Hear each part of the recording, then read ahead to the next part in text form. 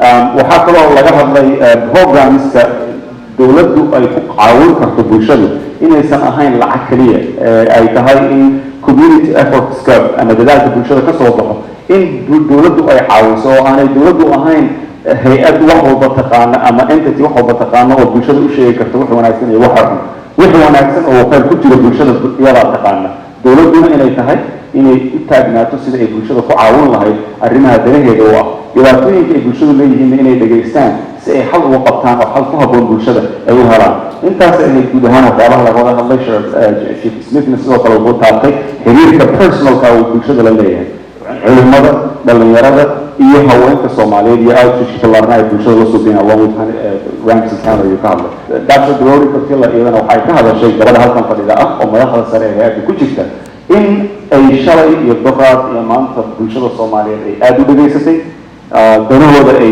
si fiican uga warhayso note fara badanna ay ka qoratay ujeedada ka dambaysa outreachka dowladdu ay qabanaysana inay tahay in dowladdu siyaasadeeda ama outreachkeeda ama effortka ay dowladdu geysanayso inuu ahaado mid ku dhisan kana jawaaba danaha bulshadu ay leedahay aysan ahaanin waxay dowladdu ka timaado program cusub bulshada u keento marka aad baan ugu baahannahay wada hadalku inuu sii socdo inaad noo sheegtaan sidii aan shaqada aan qabanayno ugu hagaajin lahayn wixii bulshada danta ugu jirto. I wish that before they launch this program, the CVE, the Counterviolence Teams Program, I wish the Secretary and the entire team, they come to our community and listen to us. This program that was launched last September is a very divisive program. It divided our community. I just want you to listen directly. We already told your staff, we met them yesterday, they give us their time. We cannot entertain the Office of Civil Liberties and Civil Rights. Mr. Abdulrazak, thank you very much. Because I understand the United States of America.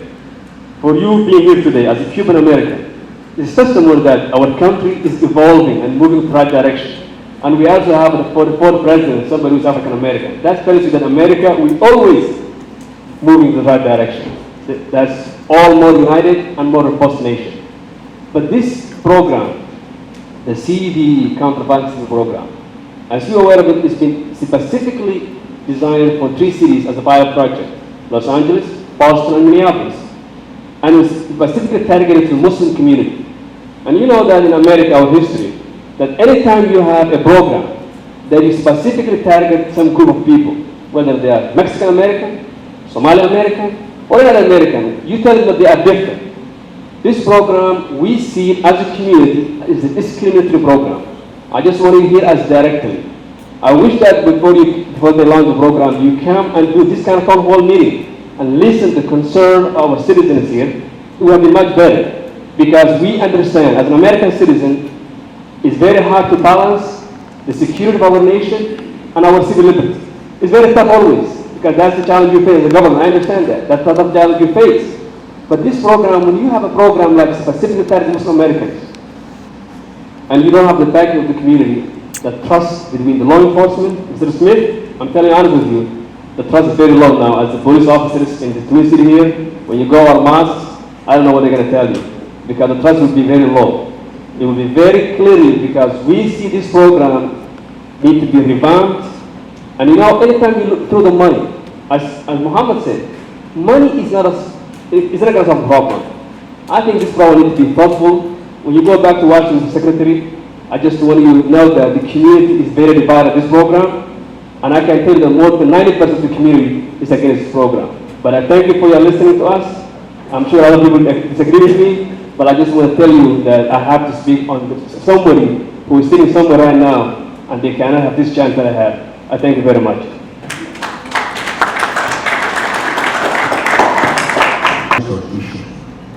Yes, our community need to be engaged, and we need to, as I said, need to be part of the solution. I have 4 or 5 suggestions, just to make a long story short. More engagement, specific targeted initiatives, such as the redress program the other day was a huge success. People are still talking about it. How can we do? Tangible results. We need to have tangible results.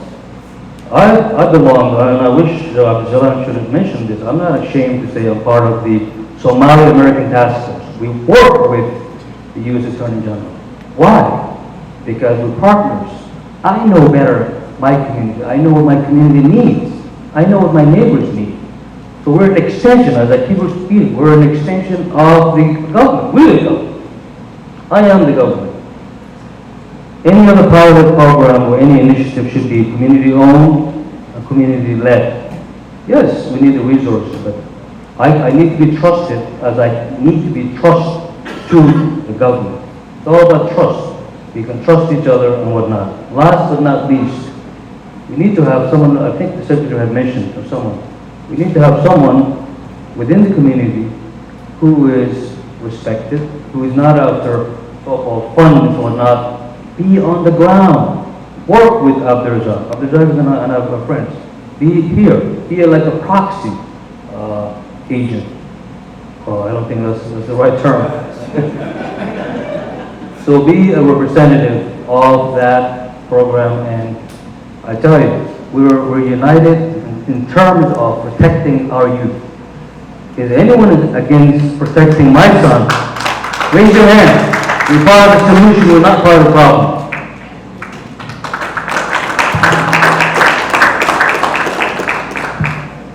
Assalamualaikum warahmatullahi wabarakatuh. Deputy heads of different departments. Okay. Deputy heads of different departments. My name is Mohammed. Couple of key points. You know, when it comes to the Somali community, we're not any different than the Jewish community or the Christian community. We are going to have different thoughts and different ideas. If you see a community that's all aimed one direction, there's an issue there. I think it's great that my elder, Sadiq Warfa, feels one way, others feel other ways. I think that's definitely, that's something healthy to have. But the reality is that when it comes to CVE, what's really important is that the community takes ownership, supported by the federal government, supported by all the way from federal to state to city as well. So that's really the key factor that what's the solution being driven by the community itself. So that's the key. Number two, one of the recommendations that I do have for the federal government, and I've said this in many times in DC, is that, and I will say it again, is that when it comes to CVE, or what we call community, building community resilience in the Twin Cities, there's a lot of different departments. There's really not a centralized hub. The faster that we do that, the better that people like me and others who feel good or bad about the work that's being done on a national level, you know, the better that we know that, the better that we can do that, the better for all of us. So, yep. The Homeland Department of Office of Civil Rights, Civil Liberties, and the work we have been doing here for the last 7 years.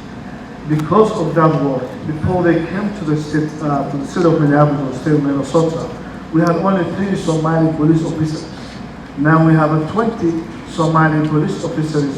I'm talking about different departments.